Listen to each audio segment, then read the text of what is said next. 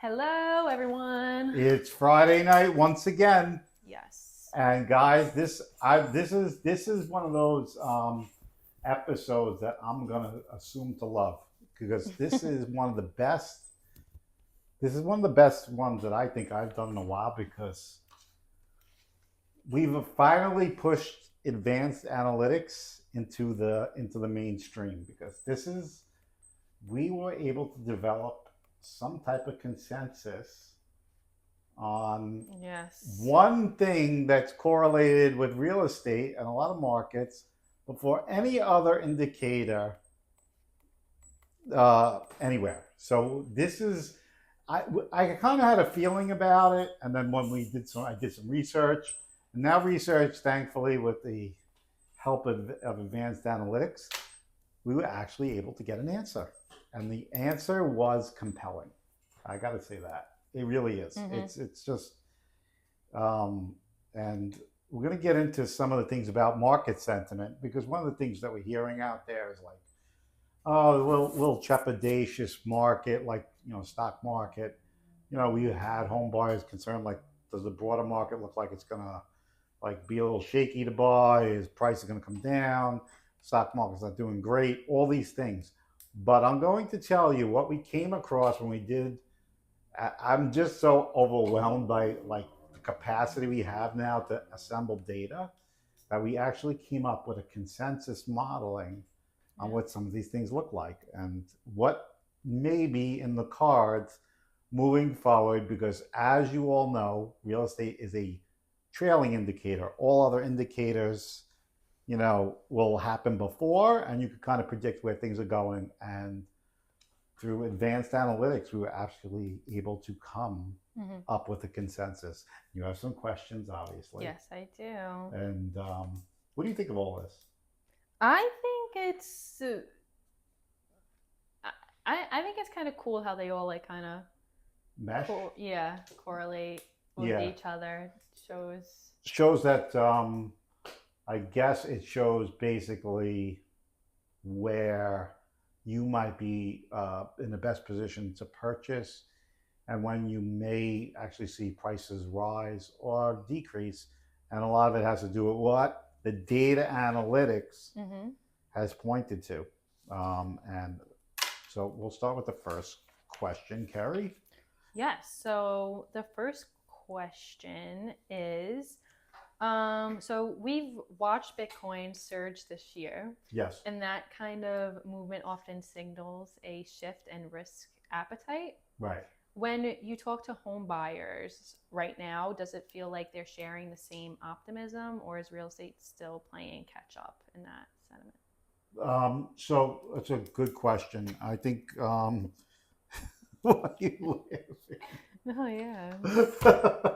It's not funny. No, it's not. It's not. But the big thing, what we're going to talk about is, does it indicate market? Like, does there Sorry. indicate market sentiment? And the question is um, we have figured that, and I had said this to a couple of people before. I said there's an interesting philosophy behind like a risk-based asset like Bitcoin and how consumer market sentiment is playing a role in what people are to expect of markets. So this year, 2018 and 2020, uh, 2020, 2021, and this year, I said, there's an interesting thing. I said, it seems like, and we notice because we monitor activity here, Mm-hmm. that there are things that correlate with one another in terms of where Bitcoin, which is a risk-based asset, has led to like tailing of other markets. So Yes. we saw like in 2020 to 2021, Bitcoin fell tremendously.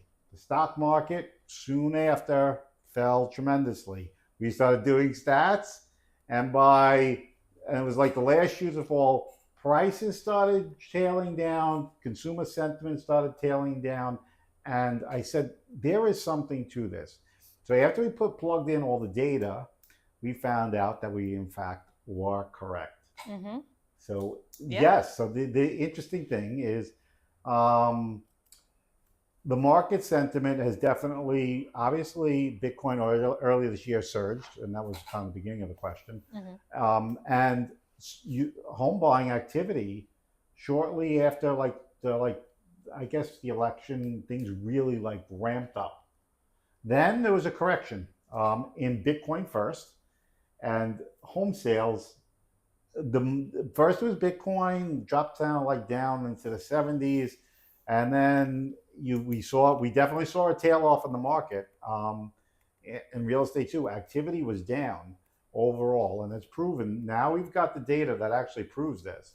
Um, that people are risk off, and it's kind of like what it is. It's called a risk off, risk on sentiment, and you know, through our modeling, we're able to figure out that. And I see it today. Yes, uh, buyers, they're not saying, okay, Bitcoin fell, it means it's time to, Yeah. but the shakiness or the anxiety of the market is really displayed in there. So yes, I've heard it, and they do correlate in terms of what's happened there is really kind of like what's happened with the markets, and it's really, and I kind of sensed it, but again, it's wild that we were able to come across this data Yeah. because it's interesting. I never could really pin it down. I knew something correlated one with the other, and it was like, you know, some people say, oh, it's different, it's this and that, but what it is, it's a risk on, risk off. So high risk assets will tend to be the first shoe to drop in any market predictor, and I think that's what this proves. So and Bitcoin being the one of the biggest, so it's one of the largest scale like kind of Hmm. assets there are that's risky by most people's standards. So it kind of fluctuates, and emotions play a huge part in its rise and fall, and it's definitely showed up. So yeah, I mean, Hmm. I do think it's played a role, and a significant one. People don't specifically say that it is, but you could see other market sentiment. People get a little frazzled by market movements one way or another. Okay. Now, Bitcoin tends to react instantly to Fed announcements, inflation reports, all Mm-hmm. those macro levers. Mm-hmm. Are you seeing home buyers respond to those same signals? Um, to some degree, you'll see home buyers. I mean, obviously, rates being one of them. So them, you know, one of the interesting things about modern finance today is that it's heavily leveraged. So the economy is really so heavily leveraged, meaning a lot of borrowing takes place. So, and I've said this before in other lives that I've done and talked about, like how much credit plays in the broader economy, and like no other time before.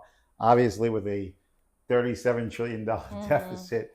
Um, so the problem is weighing these factors into how markets will respond, because I think this part of it's a little bit for a lot of people out there. It's a little complicated and a little unsettling. But um, interest rates and Fed market rate decisions, yes, most people correspond with Fed rate decisions saying, oh, we're raising rates X amount. Um, uh, and that's going to mean that higher mortgage rates. And even with we had three rate decreases, and mortgage rates did not fall much. So it's really based heavily on 10-year treasuries. So that's what I'm kind of thinking here is they don't directly correlate, but uh, you hear homebuyers speak about the Fed raising or lowering the fund rate, which is doesn't necessarily correspond with mortgage rates. And I think people kind of confuse the two. It's based on the 10-year treasury, which and I'm going to tell you, if you understand markets, this is one of the more challenging markets in terms of like predicting interest rates, because usually when markets fall, like they have, interest rates tend to fall. People like 10-year treasuries are considered to be risk off investments. So when the rates drop, what happens is, or when the markets drop, people flee from stocks to bonds. The 10-year Treasury being the safest. So when people flee to bonds, it usually means yields go down. Interestingly enough, that's not what happened here, and that's so. This is an unusual circumstance. Mm-hmm. Okay. So Mm-hmm. we know Bitcoin can be driven by emotion like fear. Mm-hmm. Would you say home buyers are emotionally in sync with that? Is there excitement in the air or hesitation? Okay, so and that's good. That's another good question. Is it?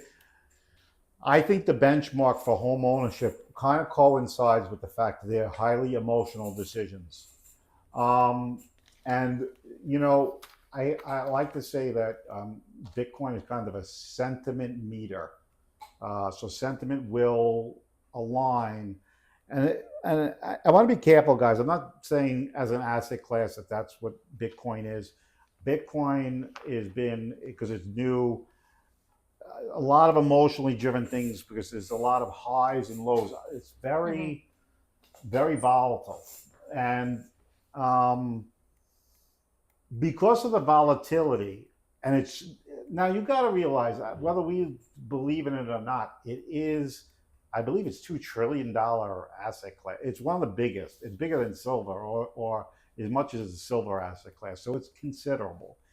Don't people shouldn't dismiss like this is some kind of fancy thing, or it's like out there in the on the fringe. It's not. It is really mainstream now, and obviously it's talked about in the elections and things Mm-hmm. like that because of its limited supply. But it's still a lot of retail driven. So what obviously the data is pointing to is that it's not saying one specifically has to do with the other, but you will definitely see a risk on, risk off based to the decision. And I've seen it with it last year when it was peaking up around 120, the market was ripping, and we saw it in the data when we did the data last week. You could see that. Yes.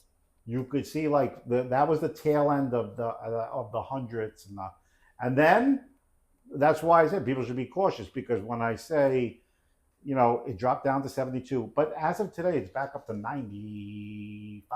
I think Okay. when just before I came on, it was 95, which is meaning that things are swinging in the other direction. And I do watch for that because we have enough data now to support the idea that that's a very good leading indicator about where people's risk appetite is. Mm-hmm. And when risk appetite is high, Bitcoin will sell and move up.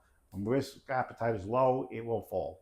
And when I see it go up this week, obviously up to 95. Now, it's not saying that it's going to stay there, but it seems like from like where sentiment is, it does seem like the market has seen. Now there's two schools of thought on this, which is it's like kind of like the run up before another fall. I don't see that. Mm-hmm. I see it maybe a slow, gradual path past 100 again. And if that is what's going to happen, if it does reach past those numbers, I'm going to tell you this. When it happened in the past, one of the things we did know, and you're going to talk about it, I think, or we'll talk about it, is just people's appetite seems to be increasing with the price of Bitcoin, and we have data that supports it now, and I can actually provide that data and tell you exactly. We it's we're in a it's a wonderful and scary time at the same time, Mm-hmm. because like what the idea that you hypothesize something and you're like, did you put it into like numbers, and it's really interesting just to see that we're able to pull together numbers across like a whole spectrum of resources in seconds, and it literally pulled the data and it found that it did.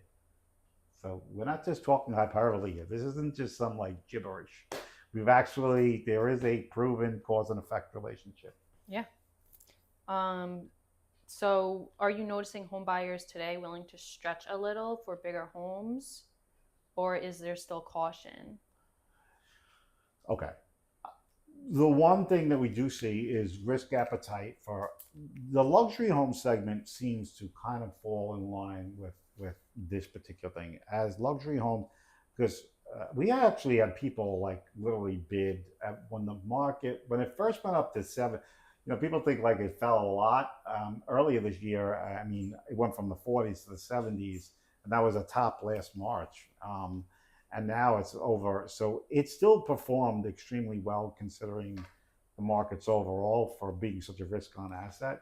But people will purchase using a lot of people will trade in their Bitcoin to purchase. We've one of our agents actually had somebody who was like contemplating cashing out. Um, like the market fell a little bit, he made his money, he was going to take it and yes, and purchase a home. And some of the biggest houses, believe it or not, you'd be shocked at how many houses are being purchased using run-ups in cryptocurrencies. Really? Yeah, and a lot of it's a washout of liquidity from the pandemic. So that's why it's so volatile because it's I'm not. I used. I'm not as fan friendly as I used to be about crypto because I've seen some things over the last few years that don't leave the greatest taste in my mouth about it. Um, Being as far as like what's like the deregulation of it has led to bad actors, and it's kind of been a problem. So, like everything else that's money driven, bad people, a few bad people will make it bad for everyone, and I think that's the case. But from the standpoint of risk on, risk off assets, the yes, people's appetite for, especially on the higher end, um, has definitely seen an increase based on that. And a lot of it is some people. Another factor is, and why you see like we're seeing a lot of discrepancy at the higher end of the markets. That's kind of skews data a lot, and people will base their portfolios. So one of the things what we call is in obviously how Wall Street plays into these big mega mansions, and you want to see like how these people afford these mega mansions and like these huge houses or something. Of the last, specifically the last 10, 15 years, you see these huge houses. Obviously, if you're on our Facebook page, you'll see some of them. We have a few of them on Instagram and things like that of those Yes. mega mansions. Yeah, yeah. The interesting thing is that people will leverage their stock portfolios, meaning that they'll use leverage, meaning they'll margin they don't sell their stock, they margin their stock as the purchase vehicle to purchase a home. And the interesting thing about markets like this is that, you know, it could be dicey because there's a margin requirement on meaning margin is like an institution will lend you a certain amount of money on your stock portfolio. You do whatever you want with it, but you don't have to sell it. So what happens is from a taxable side, that's why people say the rich get richer, right? From a taxable side, they're not taking a capital gain. They're using their portfolio to borrow and then pay back over time, like a loan, the typical loan would be for a home. So it's and when we talk about risk on, risk off, yeah, from a stock side, I do think that it could be a little bit trickier at the higher end when the stocks go down. There's no doubt about it. So appetites are but like I said, this week, very good. Bitcoin is at 95. I think if it goes over 100, they're expecting it to continue. I'm kind of like in between. I think it's going to hover for quite a while. And again, there's not an advocate for Bitcoin. I want to make that clear. There's an advocate for sentiment. So if the sentiment stays around here, I think it's a good harbinger for home sellers moving forward. They correlate very, very distinctly now, and I'm going to get a graph up at some point where you could actually see this in real time and see exactly how all these markets kind of correlate.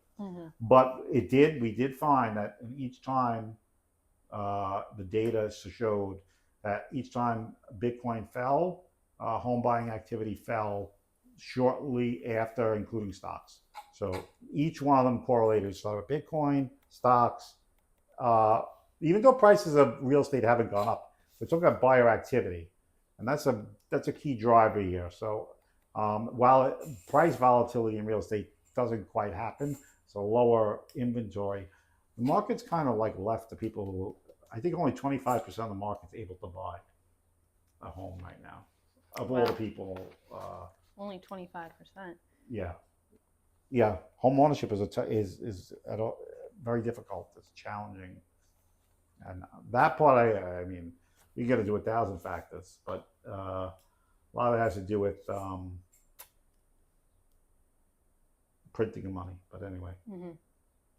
Yeah, so my next question, Bitcoin traders often price in future expectations, yes. not just today's data. Are home buyers doing the same thing, you think? Um, I think that when it comes to data, home buyers don't really, most. I'm not saying that all. They kind of use snippets from what they see on the internet, and this is why, I mean, I think over the next year, this is one of the aspects which I'm working on, is creating better data analytics models, so I know we could use like all these sentiments and predict better what's going to happen with the future using so much data now and being able to balance them off each other in relatively minutes, which was never able to do before. Um, we'll be able to be better predictors of what all these things mean as far as housing prices and things like that, or where the caution should be taken or not. I don't see it being that necessarily real estate buyers are using data to substantiate. They're kind of getting the macro information off of what they see on TV and or clickbait articles, or Mm. I call them one-offs. Uh, it really is an emotionally driven marketplace. Real estate is very emotionally driven. Jeez, you've been here for a few. You Yeah, can tell how emotional people get about real estate. yeah, It being quite challenging, right? yeah. No. But I think it's definitely showing that there's some really distinct correlations. Mm-hmm. So when Bitcoin rises, Mm-hmm. people are maybe looking for more like luxury style, location upgrades. Um, are you seeing a similar shift in how people are shopping for homes? I do think that we it's one tell I want at some point we're going to get an inquiry based model, meaning that based upon inquiries, what we could determine about activity in a specific market segment. I mean, we don't have enough data to collaborate that or corroborate that. Mm-hmm. So uh, if you tell me to go on like my hunches and what I kind of feel and see just from a visual standpoint, yes, I do think that the only thing I see is like at the really high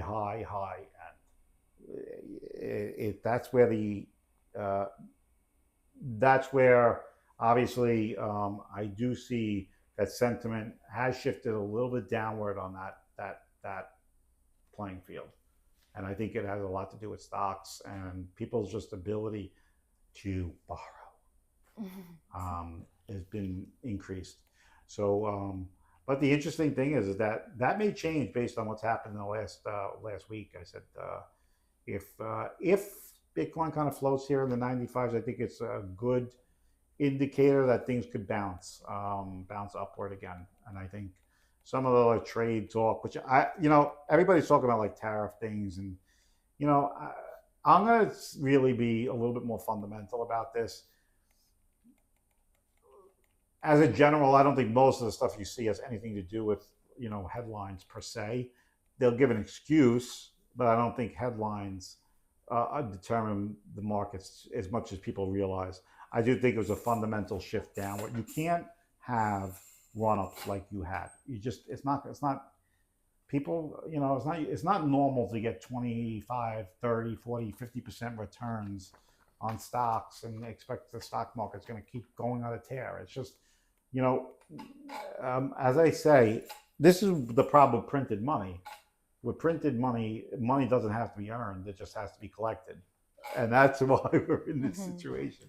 We're collecting. So what it is, it's a concentrated form of stock is kind of a concentrated form of the excess money being kind of like shifted into an asset class, the same way Bitcoin does. So I just think what happens is people see having money as being less beneficial Mm-hmm. than having a stock because you put your money in the bank, you get 1%, and nobody wants 1%. Nobody wants 2%. Mm-hmm. You're laughing. Mm-hmm. they want 15, 20, 30.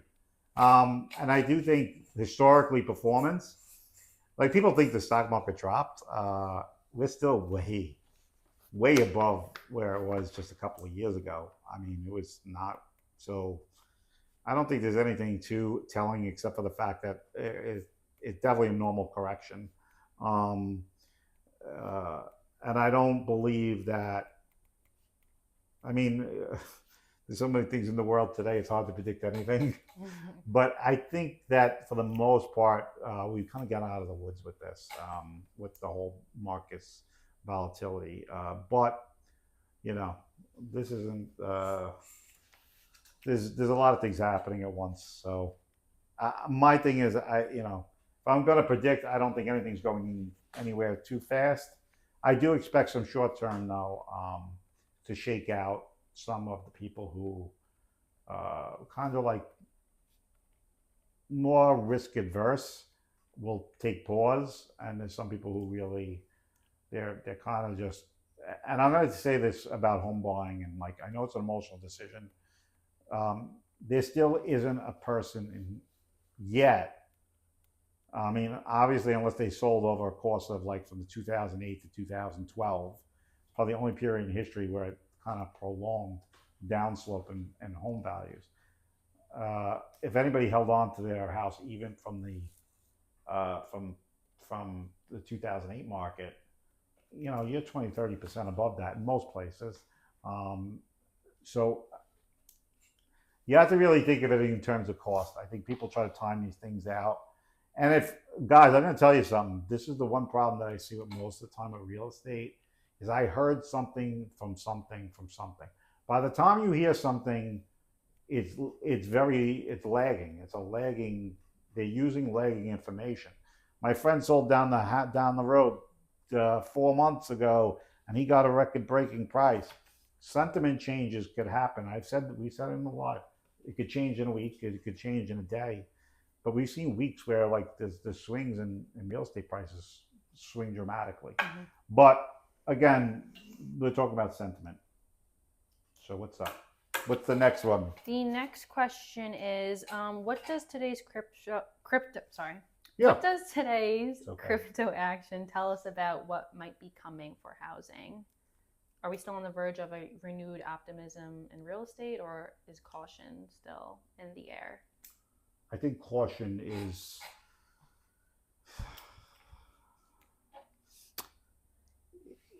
for most people. The risk on, risk off environment is kind of hard to stomach. So like the sentiment is, and I'm going to say this.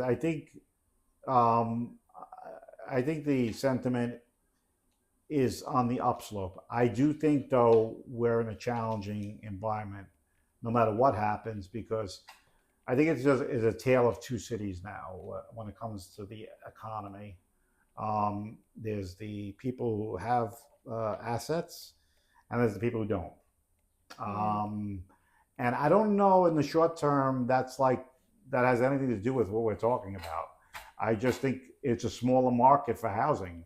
It'll be and I don't think in the short term that's going to change very much until there's some balancing of the scale in terms of like where people uh, where people could afford it. And of those people that can afford it, those are the people who are purchasing, and the people who aren't might not ever purchase. I don't know like long term how that looks. All I know is that a lot of people are waiting for the cheaper eggs, cheaper bread, cheaper pizza, cheaper whatever. This is the irony of the situation. For those things to happen, for cheaper housing, you're going to have to expect massive job losses. You're going to have to expect a very hurtful economy, including your own personal finances. And I think people like say they want these things, and the cause and effect. Economics of scale work like this, and we could disagree all we like. It's not. It's a science. It's not really disagreeable. You Hmm. cannot have falling prices without falling wages, without loss of jobs. You can't get. You can't achieve it. It's not achievable. You have to have, in order for things to get lower, things have to get worse, not better. You're not so. From a political standpoint, we could say, "Oh, we can make this." It doesn't work that way, and nobody has a button. I hate to say this, there's no button for this, and if anybody says they have a button that says, "Oh yeah, yes, I think cheaper energy prices can bring prices down," what I think that they want to do is over the next 6 years is raise the standard of wages and everything to kind of coincide with what's going on with inflation. So as long as they keep it flat, things will eventually, Hmm. the tide will rise and help that situation. Whether it happens or not is a whole different story. I do think that that's the plan. What this whole soft landing thing is, but you can go on TikTok and you go on, and there's people that aren't very happy right now about the whole job market situation, Hmm. about how real unemployment is affecting them, how artificial intelligence. That's one of the key drivers is artificial intelligence and how we came up with the output, which is this is a groundbreak. I might not have seen that. Today's a groundbreaking day because I think that uh, the ability to give now you know why I don't sleep Yeah, I know. because there's so many questions it could answer, like all those things that you want to put data. It's like if this happened and this happened and this happened, maybe there's something there. But you can't, you know how long it takes to assemble all that data? Now it's all being done. So from that standpoint, predictive analytics is the future. And yeah, so that's pretty much it. You have anything to wrap up? Yeah. So Bitcoin's become more than just a digital asset. Mm-hmm. It's turning into a real-time measure of market mood. Market mood. Market mood. And Mm-hmm. Is someone watching you? I don't know. She's giddy today. I don't know. I I'm know. gonna go check the board. She's unusually giddy. Yeah, So that usually means that someone's watching. someone. And she won't say it on live. Yeah. But anyway, so I do think that Bitcoin has become more than a digital asset? Yes, I do think it's a draw of attention. And, I wasn't so sure this time around, but I do think that there's some correlation now that could be made. And we'll be putting it into our data sets to kind of predict the the we have a new indicator of because of the risk, the simpleness, the risk on, risk off is probably the simplest, easiest way to gauge consumer sentiment or investor sentiment. How that plays out in the future, I can't tell you, but the data sets now that we have seem to be coming more in line with the fact that it's a very good tell about general economic news and environment globally, not just nationally, globally. So where that leads, nobody knows. But I think as an asset class, if it gives us one thing like gold, I guess is a risk off asset to a certain degree. It's, all these things are speculative, but with speculation, you could get consumer sentiment, risk appetite. So that's really what it, and that's Bitcoin's real play. It's risk appetite. It's a gamble. Mm-hmm. It really is. It's a gamble that's quantified in terms of a specific measurement. And I can't tell you it's as simple as that. So anybody who tells you anything different is lying. Um, so, and that's a valuable, that from that standpoint alone, it's a valuable currency to have knowledge of where consumer sentiment may be heading as an early warning. Maybe in the future it kind of balances itself out, but it's definitely predicted the last three like downturns in real estate, in stock markets. The last three dips in Bitcoin were all preceded by each first, then the stock market, then housing. Not saying price wise. Housing is different from a stability point. We're talking about activity wise. Activity wise, it's definitely correlated. There's a correlation between the two. And it's clearly established now. This isn't just hyperbole. We were able to pull the data together, and it showed that, especially over the last 10 years, it's correlated almost directly with market sentiment. And that's, it's an interesting time. Yes, it is. I mean, for I think a lot of people. And the best part is we're able to give you data on the spot. Yes. And Loa, that is. I'm gonna read her notes. I wrote well. We're gonna. So, anything good happening this weekend? Not really. What's the place now? Is there a place? I mean, close out. I'm waiting for Marina to open up. Oh God. But anyway, yeah, that's always a place. It's like Staten Island, like. Yeah. What about you? Any good plans this weekend? I'll be probably doing some projects or other. I don't know. I have a lot of projects. That's good though. Yeah, it's good for everybody here. When I work on projects, things kind of transform themselves. Yeah. And if you haven't subscribed to our channel, where should they go? Go to our YouTube, Facebook, Instagram, TikTok. Yes, and our Facebook is now, and all the people watching on Facebook, we're about 250,000 people a month now. Yeah. 250,000 people, and thanks for coming in. Thank you. Yeah, for coming in and being part of that. Just on that platform, we're rising exponentially on YouTube. Hopefully, we get some more traction there, and we appreciate you guys tuning in and being part of it. So, yeah, stay tuned every other Friday. We do this, and I think Vic is going to do another one. Everybody was entertained by it. He's an entertaining guy. Yeah, he does. Yeah. It's going to be cut it straight with Vic. No nonsense. Just get to the point. This is where we're going to be. Yeah. We were doing those munch videos, and it's like, no, they were good. Yeah, and it's just like, wow, it was good, and then it's just gets right to the point. Yeah, he does. Which is good. Sometimes we need that. Because unlike me, I dance around like the typical Libra I am. Dance around questions. But anyway, that's what we have for you Friday. So to sum this up, basically, today we made a major breakthrough. Bitcoin has been officially correlated with consumer sentiment in markets, from the digital asset right down to real estate. And it'll be interesting to see how this plays out. We'll start putting it into our data analytics to predict the future. And we'll be coming out with some new stuff to help agents predict better where markets are heading.